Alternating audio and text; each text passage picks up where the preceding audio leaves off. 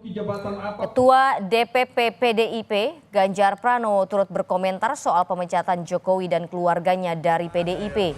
Ganjar menyebut alasan pemecatannya dilakukan setelah Jokowi lengser dari presiden karena alasan konsistensi Ketua Umum PDIP Megawati Soekarnoputri.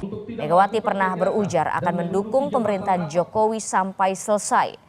Sehingga jika Jokowi dipecat saat masih menjabat presiden, akan muncul interpretasi soal ketidakkonsistenan Megawati. Oleh karena itu, pemecatan dilakukan setelah Jokowi lengser sebagai bentuk penghormatan dan konsistensi Megawati. Untuk tidak melakukan kegiatan dan menduduki jabatan. Ibu Mega itu orang yang sangat konsisten, maka beliau pernah berstatement, kami akan mendukung sampai selesai. Itulah kenapa sampai selesai dulu, baru kemudian dilakukan tindakan. Itu penghormatan beliau, konsistensi beliau atas dukungan 100% pada pemerintahan Jokowi.